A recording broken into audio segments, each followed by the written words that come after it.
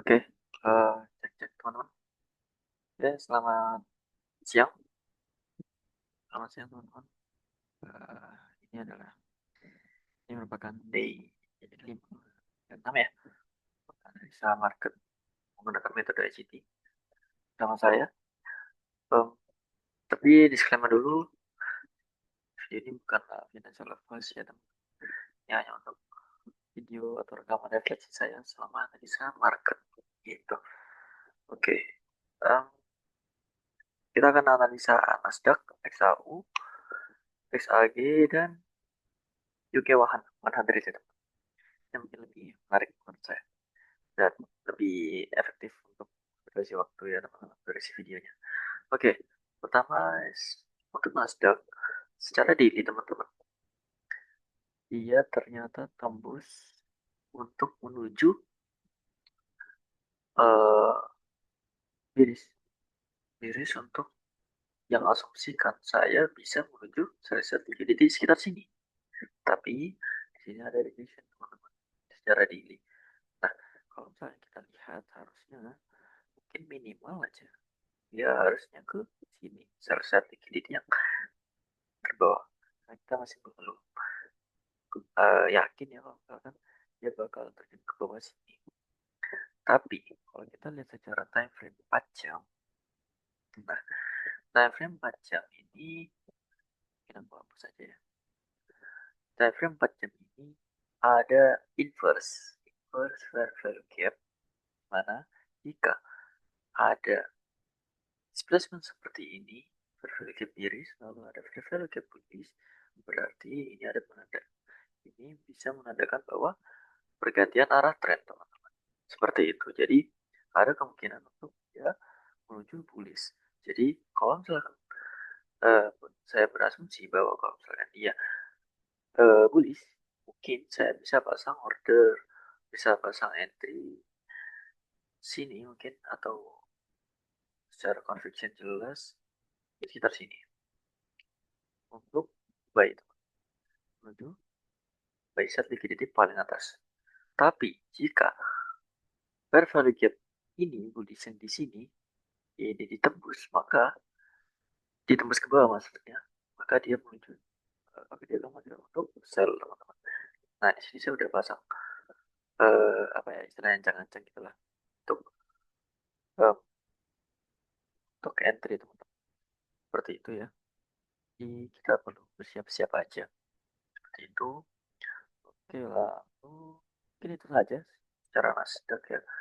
Karena metode ICT sederhana itu. Kalau kalian paham. Oke, lanjut ke XAU. Untuk XAU ini Nah, kita lihat secara time frame daily yang masih trend bullish ya untuk emas. Ini juga kita lihat dia udah sempat menuju buy side liquidity yang paling atas nih bersama nih. Tapi udah diambil nih. Jadi ada kemungkinan dia untuk rejection ke bawah. Ya apakah benar? Mari kita zoom in ke time frame 4 jam. Nah kalau misalkan dia udah tembus buy side liquidity, maka kemungkinan dia untuk menuju buy side liquidity. Tuh, tadi ya paling minimal aja di sekitar sini. Gitu. Maksimal di fair value gap ini. Tapi kita belum ada conviction di sini ya, karena semua fair value gap tidak ada di sini. Semuanya simbang gitu.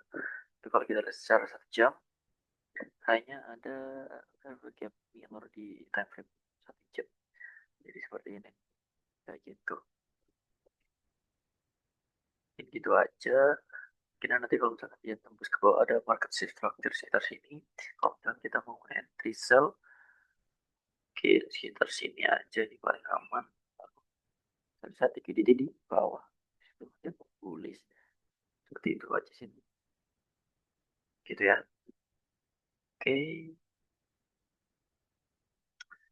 kita lanjut ke SAG. Untuk SAG ini ada pertanda untuk bullish ya teman-teman. Pertanda, sorry, lebih ke conviction istilahnya ya. Conviction untuk bullish. Karena di sini buy side liquidity-nya belum diambil ya sekitar sini. Buy side liquidity paling atas higher ya. Buy side liquidity-nya belum diambil. Kita perlu awasin harganya. Nah, sini ada rejection lagi, juga bullish. Jadi kalau kita mau entry, sebenarnya nggak masalah ya entry sekarang ataupun harusnya kita entry di sini seperti itu karena dia selalu rejection seperti itu. Tapi saya nggak suka ya entry yang terlambat seperti itu. Saya selalu bad mood gitu kalau misalkan entry-nya telat gitu. Jadi mending saya abaikan aja. Jadi harusnya ini kita bayar sekitar sini, TP sekitar sini, mungkin sekitar sini aja 1 banding 1,5 seperti itu. Oke, kita lanjut. UK 100 ya teman-teman. Ini aku menarik ya, karena semua metode ICT ini udah aku backtest dari beberapa watchlist ini. Jadi itu berhasil teman-teman. Cuma tergantung kita aja, karena setiap beberapa karakter dari pair itu susah. Dan menurutku UK 100 dan XLJC ini sangat volatile di mana beberapa banyak fake out di sana. Itu ya, sideku. Oke, ntar cek, cek cek, dengar nggak ya? Oke, oke masih dengar. Sorry teman-teman, aku tadi cek speaker. Oke, untuk UK 100, kita lihat secara daily di mana ini bisa menandakan bahwa dia bisa menuju untuk bullish. Kenapa saya menandakan seperti itu?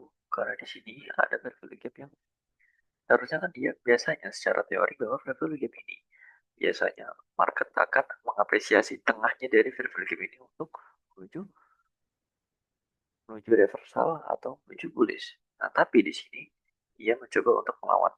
Di mana rejection lagi, dan di sini dia mencoba untuk tembusin lagi. Maka dari itu teman-teman, ini aku kasih tanda ya. Juga di sini ada buy side liquidity yang setidaknya harus diambil. Kalau kita zoom in secara 4 jam, nih kita lihat ada fair value gap secara 4 jam. Dan ini udah menuju untuk ditembus. Nah di sini aku udah pasang buy limit ya, buy limit sekitar harga ini dan kemungkinan dia akan menuju bullish. Itu untuk bullishnya kemana?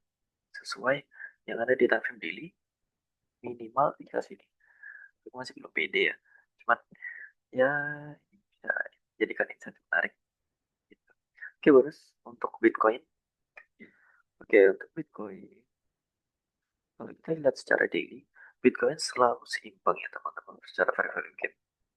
Jadi perlu perlu apa ya namanya, perlu analisa mendalam untuk teman-teman apa yang bisa dijadikan target untuk Bitcoin ini. Tapi disclaimer dulu, aku nggak bisa prediksi ya market ini kemana, cuman karena menggunakan metode CT kita bisa bereaksi gimana market ini untuk bergerak gitu. Kalau misalkan dia tembus fair value gap bullish, berarti kita lanjut bullish. Tapi kalau misalkan dia tembus bearish, berarti kita bearish. Itu aja sih. Oke, oke. Cara time frame ini kita nggak melihat secara signifikan ya fair value gap. Cuma melihat fair value gap yang sebelumnya aja. Nah, tapi di sini teman-teman, ini ada fair value gap iris ya, yang apa ya? Kita di sini ada candle hijau di sini yang mencoba tembus dan ternyata ke rejection. Jadi kemungkinan dia akan menuju bearish. But di sini saya berconviction bahwa um, dia akan menuju bullish untuk menuju salah satu titik baru ke bawah. Menurutku seperti itu ya teman-teman. Tapi aku belum tahu secara pasti ya, karena di sini sangat volatile. Tapi kalau kita lihat secara time frame 1 jam, nah ini kita lihat secara time frame 1 jam, dia selalu membentuk inverse fair value gap di mana selalu menuju kiri seperti itu ya. Jadi